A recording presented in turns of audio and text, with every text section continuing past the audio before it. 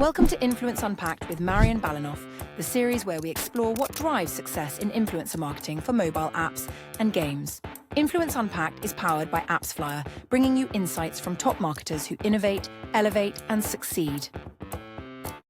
Today, I'm joined by Anissa, Product Marketing Lead at Trailmix. Hi, Anissa. Thank you very much for joining me today. Marion, lovely to be here. Thank you.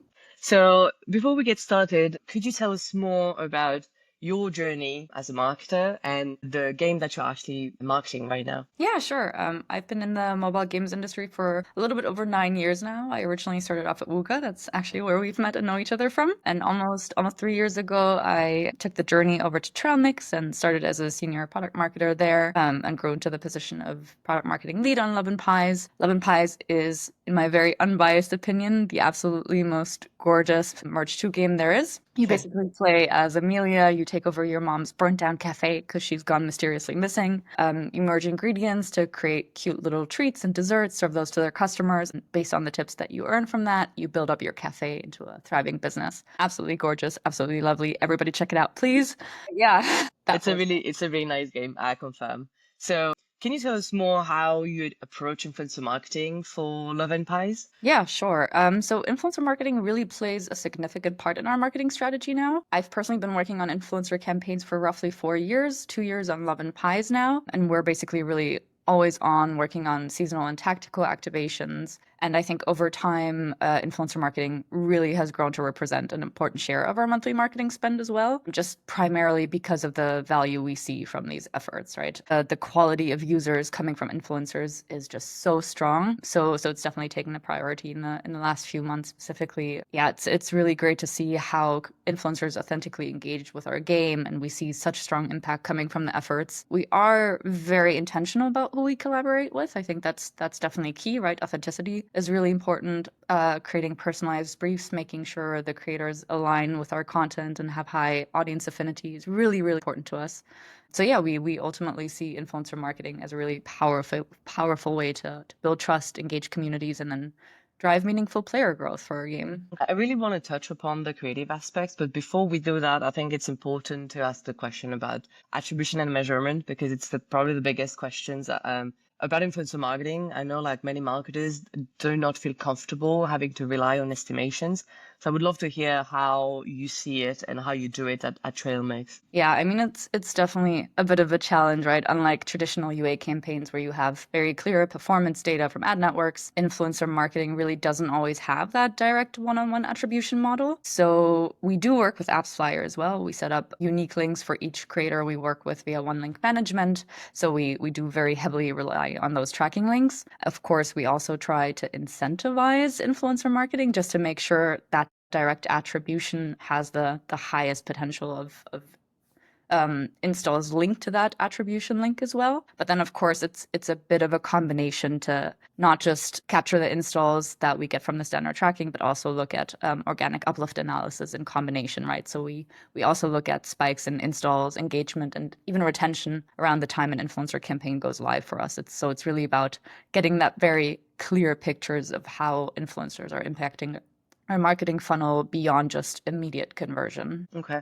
And do you run like organic uplift analysis for every single campaign that you do? Because, for example, I know some companies that I work with as a consultant that I've worked at previously, they have run those analysis in the past, but because it is really tricky in the sense that you should have a period of time where your organics are not impacted by other campaigns, right? And it's really hard to isolate it, right? So some of them have come up with the solution of like running those campaigns with organic uplift analysis to begin with, and then once a year they redo it to confirm whether or not the multiplier that they're utilizing from track to organic is still accurate. So I'm curious to hear if this is something you're also doing. Yeah, we tried running organic uplift analysis more frequently when we initially introduced influencer marketing, and we also tried being a bit more intentional and isolated, right? Making sure within that geo we don't run any bigger or newer UA campaigns. We made sure there was no overlap with featuring periods. We knew new events or live ops going out, so we wanted to make sure that we had a period where we had a bit of a clearer picture with less noise. I think we did that over the first 2 quarters, maybe 4 or 5 times to get a better understanding. We also introduced an in-game acquisition survey, so a self-identified acquisition survey for users, where they can basically self-attribute via what channels they heard about the game. And influencers, specifically YouTube, Instagram, was part of that. So we do still have that as a general pulse check. But initially, when we ran the organic uplift analysis, we kind of started working out over a couple of months what the general coefficient or organic multiplier is. And we also did that by platform, so whether we run on YouTube or Instagram, and also the format we were running. So we definitely saw a difference in organic uplift when we launched an Instagram story versus an Instagram post. And then obviously the organic is different depending on whether we run incentivized campaigns, so making sure players get a free gift bundle when they download via the link, right? That also has an impact. So now we have this very smart forecasted formula on all these factors combined that calculate a unique coefficient every single month. Again, we're being very conservative in our forecasting, so we can always expect a higher uplift than our coefficient states per month. But again, trying to be as conservative as possible. That's great, because like you do remain conservative, but at the same time, you've also tried to narrow it down to each of the formats, which gives you a bit more precision, right? For someone that's just started and launches a few first campaign, so from my personal experience, I would definitely recommend like focusing on one format, one platform, one geo, right? Launch a few campaigns.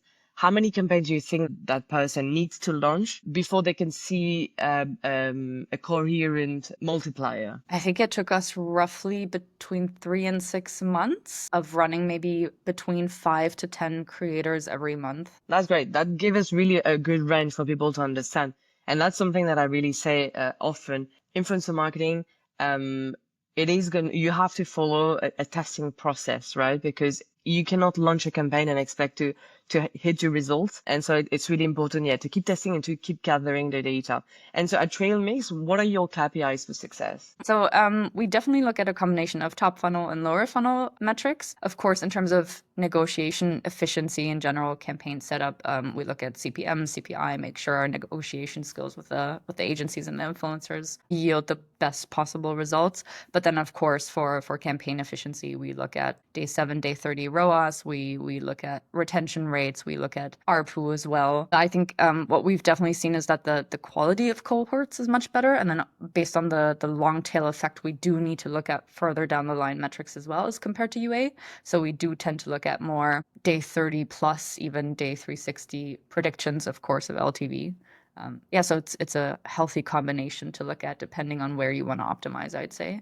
And in terms of like organics, because this is, as we said, like it's a big part of the traffic that you're going to get. Do you assume that the tracked traffic has the same behavior than the organic traffic coming from those influencers individually? Yes, we do. This is an assumption. I just wanted, to see whether or not you were doing it, because this is the way that I'm doing it, that I've seen others doing it. I'm out there searching if someone else is doing it differently, but I think at this point, this is the most accurate way that we can do it. Something that you were touching upon earlier is the fact that you can maximize the share of track traffic, so incentivizing play, so actually click the links. Do you have any tactics that you can recommend for this? Yeah, so depending on what kind of seasonal or tactical campaign we run, we try to give a really nice surprise welcome to the game bundle, right? So we send 200 energy, 50 gems, anything that we know is really valuable for early gameplay. We assume that most mobile game players know that this kind of currency is really important, really valuable to kickstart their game. So we do incentivize really nicely, have really gorgeous creatives highlighting the benefit of these gifts. And then depending on seasonal campaign, we try to also focus on maybe decoration items if it's really special. I see a really great future where we maybe co-design an item with an influencer together, right? Really tying it to their channel, to their audience. I think that would definitely double incentivization. I really want to touch upon that, because this is something that I've also had the chance to do with some of the games that I work with. So creating basically an item, whether it is a skin, decoration item, badge, a character or anything based on the creator. And so from my experience, it really makes the content of the creator so much more engaging, right? Because the creator has had the chance to collaborate with the game designers in creating this unique piece tied to them. So when they present it to their audience, they're obviously a lot more engaged. And so the whole integration in the content is a lot more organic in a way. And I've seen like it increases the performance crazily in terms of both conversion rates, so from views to installs, but also in terms of monetization, and then later on in terms of ROI. So the way that I've done it in the past, and I'd be curious to hear if this is also something you're considering, is sometimes we even create like two different items. One that we can be given out for free, as you said, like to incentivize players to actually click the link and download the game. First incentive. And then having a second one that can be either obtainable through playing a certain event or directly in the shop to maximize early on monetizations. I don't know if you've explored already some areas or if this is something for the future, but I'd be curious to hear. I think that's a really interesting idea, actually. It's something we haven't actively touched on just yet. I think it's a combination, right? It's a creator that you want to work with, that you have a long-term relationship with. Looking back at our creator pool, I think there's maybe 5 to 10 creators we've now continuously rebooked over the last year and a half. I think our maximum rebooking is at 8 integrations now, actually. So that's quite impressive. So we're definitely working on fostering those long-term relationships. And I think for this kind of project, that would be a prime candidate to trial that with. But of course, it's also tricky just keeping in mind general product roadmaps and release timelines, right? On mobile gaming side, you do have to think a little bit in advance, right? Events and live ops and decoration items are worked on months in advance, and making sure to align those with the creator roadmaps can be a little bit challenging, but that's definitely something I have in my backlog for maybe a bigger campaign further down the line this year. Yeah, that's an exciting one. One advice that I would share with you is, if you can, try to avoid having a collaboration that is tied to a specific event that is like seasonal or something. The reason for that is because, again, it depends with the creator that you're working with. But there are some creators that are maybe less reliable in a way, even if they're the biggest ones, right? And they can end up like deciding not to release that video on time. And so I've had a story where I was working actually with Mr. Beast, let's say, yes. And we had created a character for him based on Christmas. So he had the Christmas hat and everything. And I remember having a call with his manager on the 21st of December, and he was telling me that the video was not going to go live because the creator didn't like it. And we ended up having the video go live in March. And so in the end, obviously March, the Christmas hat and everything, it was not a good fit anymore. So we had to redo everything, right? So maybe for the first few ones, and obviously again, it depends on the creators that you're working with. Some of them are, you've built relationship with them, you've worked with them multiple times, so you know what to expect. But in some cases, maybe keep that in mind, because that can avoid having to add more work on your product team. That's a really good tip, actually. Thank you. Very good consideration. We all know that creators can be challenging to work with occasionally. Exactly. Well, that kind of brings me to my next question. What do you think is the biggest challenge nowadays for mobile influencer marketing? Great question. I think a common mistake maybe is definitely choosing influencers based on vanity metrics, like follower count, right, rather than audience quality. Like a micro influencer with a really highly engaged community can often drive more meaningful installs than a macro creator with millions of followers but low engagement. And so I think it's really about finding the right creators, right? A real fan of your game, somebody who cares about similar genres, with an audience that also trusts their recommendations, right, is crucial. And I think it's also about how brands approach influencer content. So I think a lot of marketers really overscript influencer integrations, making them feel more like traditional ads rather than really authentic content. And I tend to see that the best performing influencer content is really natural, aligns with how the creator usually speaks to their audience, right? Instead of forcing some kind of rigged script, we tend to give creative freedom with clear messaging guidelines. So I think that's a really healthy balance. And then something else I think is important to touch on, I think that many brands still see influencer marketing more as a one-off tactic rather than a long-term strategy. And I think building those ongoing partnerships with influencers, like I mentioned, we've been working with some creators for almost 2 years now, rather than running just one-off activations, really helps establish that stronger brand affinity and also creates more impactful content over time, right? You can re-leverage them for big feature releases or new events when you know that aligns well with their audience and their affinities. And I think that's always really exciting to also see how some of our creators have built out their cafe over the years and love sharing that with their communities, right? Saying that their end of content that's almost like an exclusive status symbol and showing off their cafe areas. It's really special, and it also just feels really, really good. Yeah, I really love it when you receive integrations for or like drafts for review, and that you can see like the creator playing on their own phone, and you see that how advanced they are in the game, and it just makes me so happy to see that actually some of them are very engaged and like actually truly engage, like truly enjoy playing the game, right? Because I mean, from my experience working with, like hundreds and hundreds of creators, unfortunately, that's not often the case. Like we have many creators, even if in our brief we request from the influencers to reach at least a certain level, so they really understand the game's mechanic, maybe the story behind it, etc. You still see a lot of creators like recording their integrations, and they're actually going through the tutorial, the first time user experience, and it's like it's really disappointing sometimes. So I don't know from your side, because you said like you give them creative freedom, but you still give them some guidelines. What are your best practices when it comes to briefs? So we've optimized that quite a bit over the years. I think it's really important to keep iterating, right? And it all really starts with an audience understanding your key USPs, what benefits are really important for which audiences. And then we try to take a very personalized approach specifically by influencer vertical. So let's say a true crime creator will get a very different brief than an arts and crafts creator, right? I think we have really interesting USPs within our game for each different audience. So we make sure to tailor those briefs accordingly.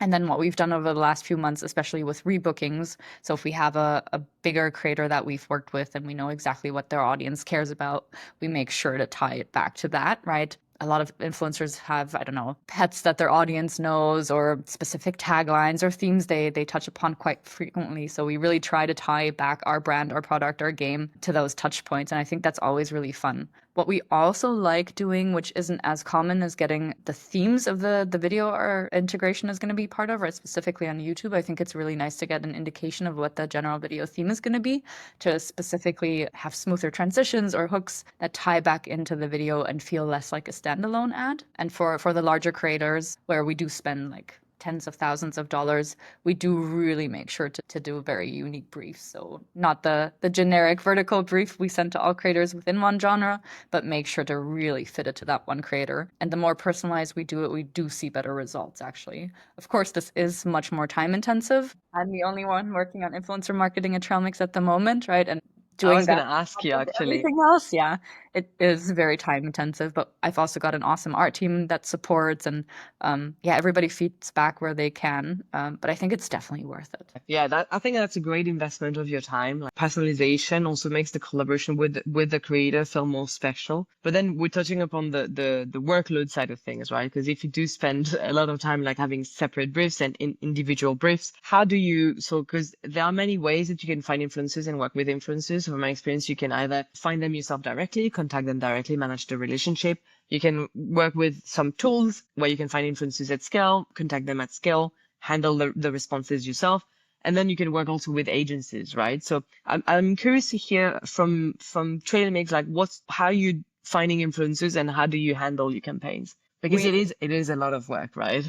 Yeah, absolutely. I mean, in a best case world, I would love to handle more partnerships and relationships myself, but that's just impossible considering time and resources. So we do work with a couple of different agencies, some that I've worked with for many years already. I think we have 2 or 3 core agencies we work with month over month, also on bigger campaigns that are really supportive in terms of creative strategy and direction for 360 campaigns, making sure we tie influencer marketing into our larger campaigns and part of the bigger picture as well.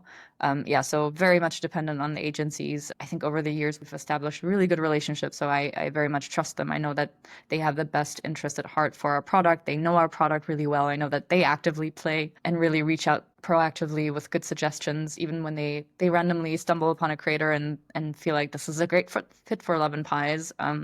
Yeah, it's really valuable to have the right agencies and partners you trust. Yeah, 100%. And I think it's sometimes one of the hardest part, because like there's so many agencies out there. And as soon as in your LinkedIn you have influencer somewhere, lots of agencies are going to contact you.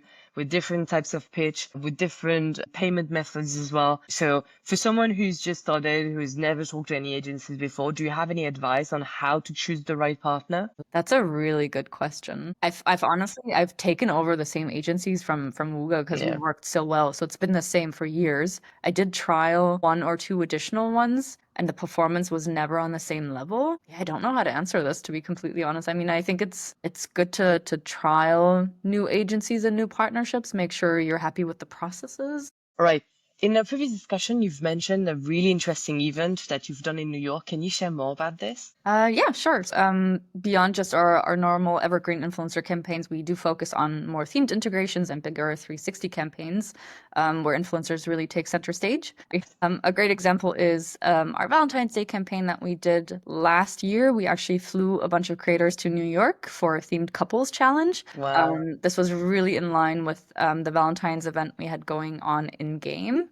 This activation was really more than just a social moment. It was really part of a broader multi-platform strategy that combined organic content, paid amplification, and in-game integrations as well to create this cultural moment around our brand. It was so fun. We had a 3-week seasonal event in game, which was all about finding out who the best couple is in our game world. So we got the creators to basically redo these couple challenges in real life. We created great long format YouTube videos. We cut it all down across organics and paids. The creators themselves posted during the filming some behind the scenes sneak peeks, used some of our filters that we created around the event, and then obviously like a bigger campaign push in alignment with the game launch or the event launch. It was a lot of fun, a lot of learnings. I did 3 days in New York with the talent on set. It was a lot of work, something I've never done before. But yeah, it generated a lot of insights. I don't think we would do it the same way again. We did skew a little bit younger with the talent than I was hoping to, not completely aligned with our audience. And also their main channel was TikTok, which I don't think was the right fit for us either. So we usually tend to focus on YouTube and Instagram, but we really wanted to diversify our acquisition channel strategy and try something new. But maybe this kind of large scale campaign wasn't the place to try it, even though the agency really nudged us in that direction, forecasting really, really strong performance. It was a little bit less than we expected. Okay. But yeah, really interesting insights. Still a really, really cool campaign. I think the video still lives on our YouTube. You should go check it out. It's actually really, really fun. I'm really proud of it. It's really special. But yeah, I would definitely do things a little bit differently this time around. That's really good, like for people to also get your feedback on like how would you do it differently. And did you have any players that were invited to join on set or at least like there? Not on set, but we did launch similar contests on social media to make our community feel engaged so they could engage with the content in a different way as well. We also took it a little bit internally and highlighted some trail mixers as part of the campaign as well. So we wanted to make it really as interactive as possible and just really create that personal relationship between our players and the brand. I think that's also just so important to show that authenticity and genuity. What's the English word? I'm not native, I wouldn't know. I know what you mean. And I think for that, it worked really well. The sentiment in our socials was really strong. It felt really, really lovely. That's really cool. I think players really love when they can take part in anything related to the game, and they have so much to bring, right? Because they're really the face of the game. And so whenever you include them, and I remember like this campaign that you also worked on at Wooga for the anniversary, where players were invited to a castle, and it was really, really amazing. And the content that got out of it was really powerful, in my opinion. Yeah, absolutely. What's one thing marketers should stop doing in influencer marketing? Over-scripting influencer content. I think audiences can spot inauthentic promotions a mile away. Give creators the freedom to integrate your game naturally. Forced messaging absolutely kills engagement. And I couldn't agree more with that. Next, what's one strategy or tactic that they should start doing right now? Rebook top performing creators and personalized briefs. I think long-term partnerships drive stronger results than one-off campaigns. And yeah, keep refining briefs based on creator audience insights, best performance, and new game features. Do you have an ideal frequency for rebooking creators? I do. I am very wary of audience fatigue, so I do want to keep at least a month or two in between launching integrations. Okay, that makes total sense. And then last one, what's a proven approach that marketers should keep in their playbook? Measuring beyond tracking links. So influencer impact isn't just about direct installs, right? It's about analyzing organic uplift, retention, and engagement to really get the full picture of campaign success. That makes total sense. Thank you very much for sharing this. All right. Thank you so much, Anissa. Where can people find you or learn more about your work or everything about the Trailmix? Come hit me up on LinkedIn, feel free, but also check out the Love and Pies YouTube channel if you want to have a look at the Valentine's influencer campaign, that long form video. We'll have a link there. Awesome. Yeah, check out our socials, play the game, reach out. Happy to chat with anyone. That's amazing. Thank you so much. All right. So that's it for today's episode of Influence Unpacked. If you found this helpful, don't forget to like, share, and follow for quick, actionable tips on influencer marketing for mobile apps and games. And if you're looking to dive deeper, check out my guide on the AppsFlyer website. It covers everything from setting up your first campaign to best practices and tools to measure the success. So you'll find the link in the post, and see you next time.